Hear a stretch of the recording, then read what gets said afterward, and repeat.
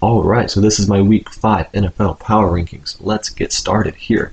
So to start off, we'll have the injuries here. So we're going to do this a little bit differently. Go over basically all the injuries from the week, and then next side we're going to go through all the top performances of the week rather than list them out individually when I go through each team. I think that's going to make it go by quite a bit faster. So you guys can kind of, I'll read through the big names on here. Other than that, you guys can kind of look over it yourself. The Jags are losing Foyosade Oluokun. I don't know how to say his name, but he's a pretty good linebacker. They lose him to the IR. The Chiefs lose Rashee Rice for however long. It could be the whole season, could be just like a couple months. They don't really know completely, but it's not looking good. Dolphins, Jalen Phillips is out this week. Patriots lost David Andrews for the whole season. Steelers lost Alex Highsmith for Week 5. Niners lost Javon Hargrave for the whole season. That's a pretty big loss there. And the Packers, Christian Watson is doubtful this week, and the Bucs, Antoine Winfield is doubtful this week. So I'm gonna look at the top performances of the week. I'm gonna get out of the way here, and you guys can kind of just look at that yourself. I'm not really gonna go through the whole thing again because that's gonna take quite a bit of time. And I'm trying to make these videos a little bit shorter to help them perform better for you guys. So this is basically it here. And you guys just look at that, pause it and look at it yourself. Now I'm going to move on here to number 32 as the Jacksonville Jaguars. They're 0-4, the only team yet without a win. They lost 24-20 versus the Houston Texans. So it was a pretty close game for them, so not a bad loss by any means. The Texans are a really good team, but again, not a very good game. Obviously, being 0-4 doesn't look good, and they lost, their linebacker to the IR. Number 31 is going to be the New England Patriots. They lost 30-13 versus the San Francisco 49ers. Jacoby Brissett was not great once again. I believe Brissett is still slated to start in Week 5, but I would imagine, especially if they lose and he plays bad again, that Drake May might be the starter come Week 6. Number 30 is going to be the Miami Dolphins. They lost pretty bad here, 31-12 versus the Tennessee Titans. Tyler Huntley was not great here in this game. He is projected to start in Week 5. Skylar Thompson's not supposed to be healthy for Week 5, so Tyler Huntley likely going to start again. But he did not do much better than Skylar Thompson anyway. So this team is just very bad without Tua. Number 29 will be the Tennessee Titans. They got a win finally. I mean, you played Tyler Huntley instead of a good quarterback really this week, but Will Levis looked not great. He got injured. Mason Rudolph came in the game, was okay. Looks like they have a bye in Week 5, so it gives Will Levis some more time to get healed and stuff. And they did say that if Will Levis is healthy come Week 6, that he is going to be the starter over Mason Rudolph. Number 28 here is going to be the Cleveland Browns. They lost 20-16 versus the Raiders. Not a bad game there, a 4-point loss, but the Raiders again also aren't a very good team. So Browns not looking very good right now. Amari Cooper is being apparently on the trade block right now. So especially if they lose here in Week 5, there's going to be real talks about trading Amari Cooper. And potentially the Chiefs are a suitor because of the Rashee Rice injury. Number 27 is the New York Giants. They lost this week 20-15 versus the Dallas Cowboys. A 5-point loss versus the Cowboys. It's a pretty good showing here for the Giants, especially on their defense, only allowing 20 points. Pretty good game for them. Still ended up losing and are only 1-3 right now. Number 26, Carolina Panthers dropped 3 spots after losing to the Bengals 34-24. Not a bad game there.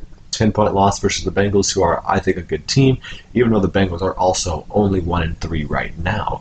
But, Andy Dalton still played pretty solid and is at least being competitive in these games, whereas Bryce Young obviously was not. Number 25 is the Las Vegas Raiders. They won this week actually 20-16 versus the Browns. A 4-point loss versus a bad team in the Browns.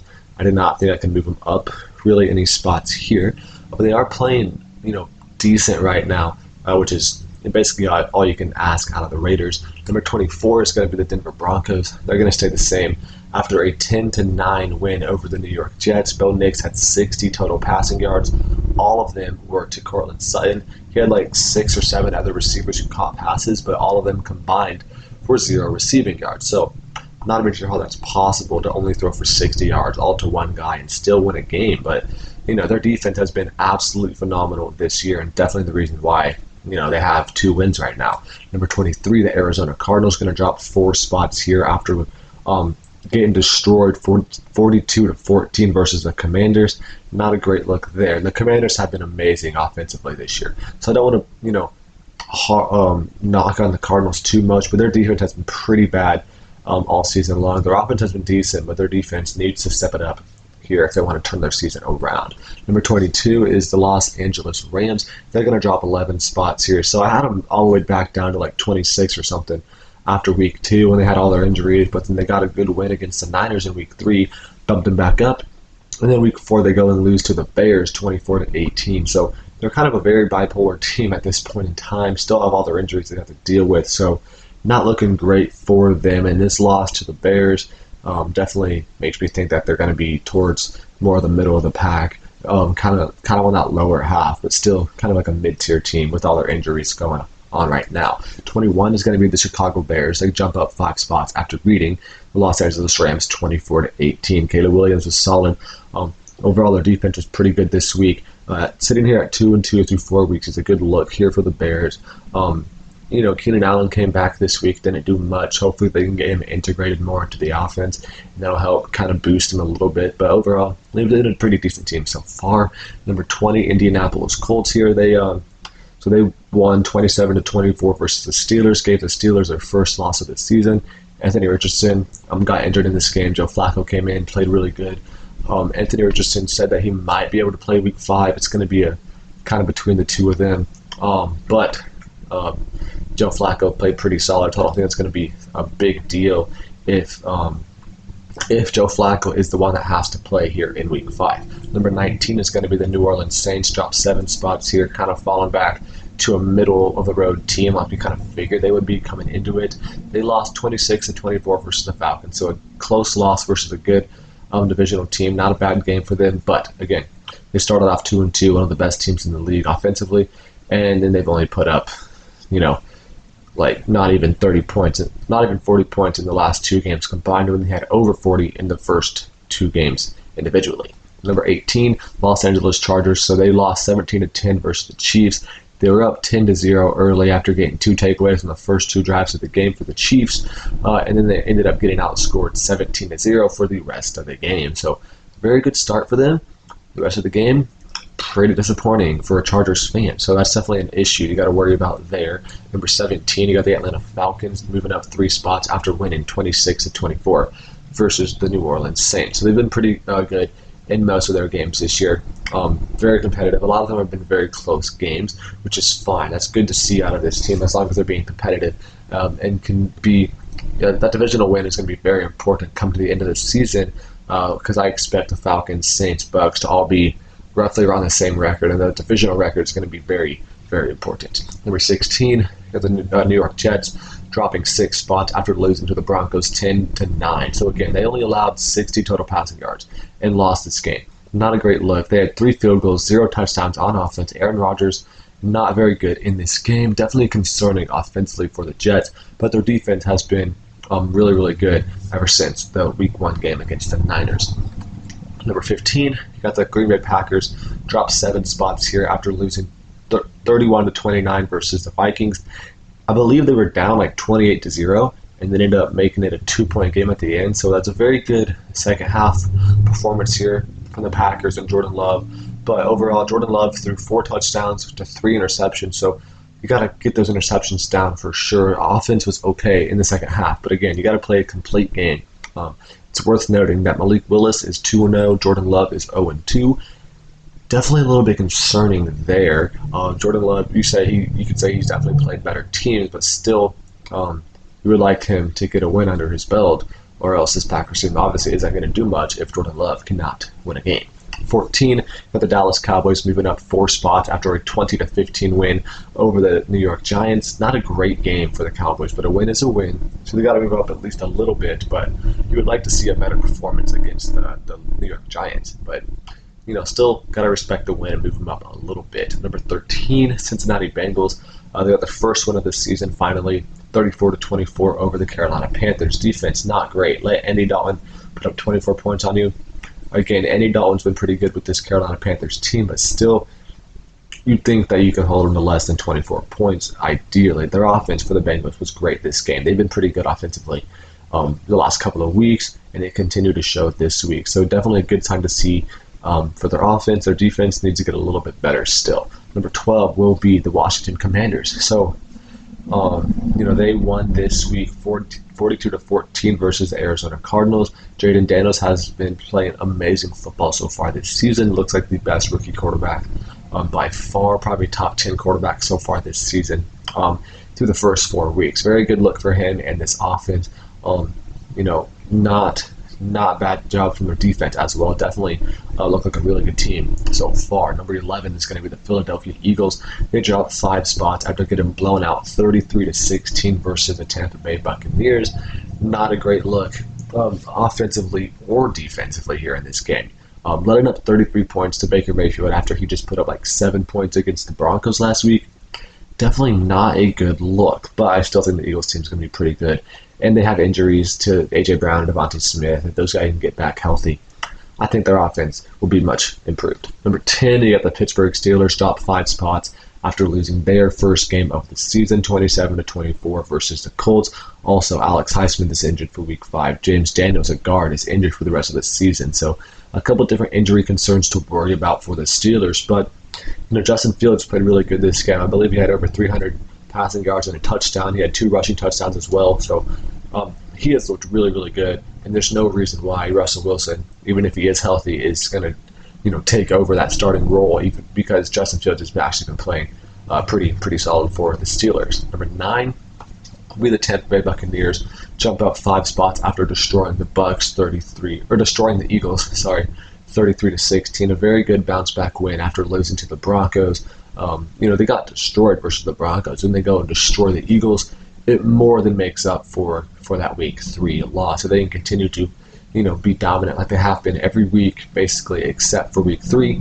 This Buccaneers team should have no trouble winning their division. Number 8, Seattle Seahawks dropped 4 spots after taking their first loss of the season, 42-29 versus the Detroit Lions. Geno Smith threw like 56 passes this game, had 395 yards. He was absolutely amazing. Their offense was great. Their defense let up 42 points. Obviously not a good job. They did not force Jared Goff to throw a single incomplete pass. Definitely not a good look here for the Seattle Seahawks defense. Their offense was great. Defense has got to step it up going forward. If they want to be able to continue to win more games and stay here as one of the better teams in the NFC. Number 7, San Francisco 49ers jump up 8 spots after a dominating 30-13 win versus the Patriots. I mean, they're playing the Patriots, so it should be a pretty easy game to win, and it was. So that, I'm not just going to say they put the Patriots, so they're not going to move up too much. I mean, they dominated them on both sides of the ball. Very good looks to see there from the 49ers. I expect them to still be one of the best teams in the NFL. And this was a good week to get them back on track after last week's loss.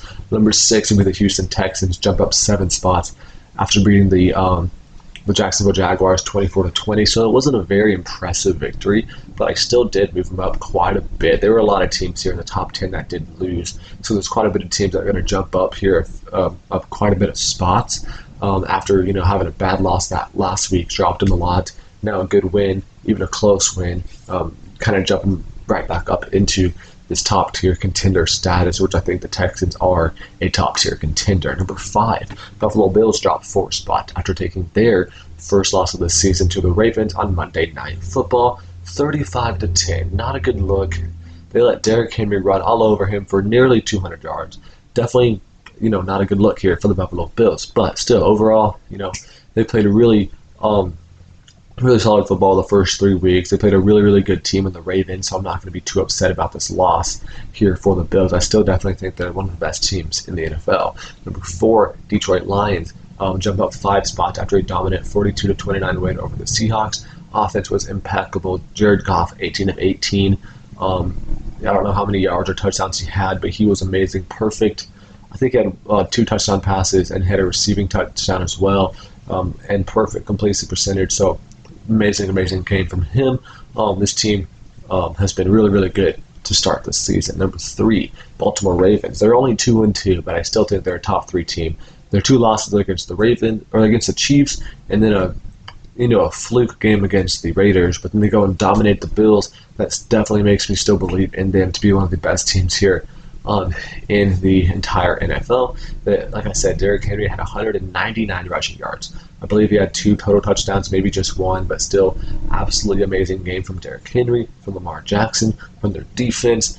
Definitely looked like one of the best teams in the league right now. Number 2, Minnesota Vikings, 4-0. One of 2 undefeated teams. Definitely been the best team in the NFC so far. This week specifically, they won 31-29 versus the Green Bay Packers. They had 3 interceptions on their defense. They were up, I believe it was 28-0. And then they let the Packers come back into the game. They kind of looked like Alabama here against Georgia, having a dominant first half, let the other team come back in the second half just to squeak out a win in the end.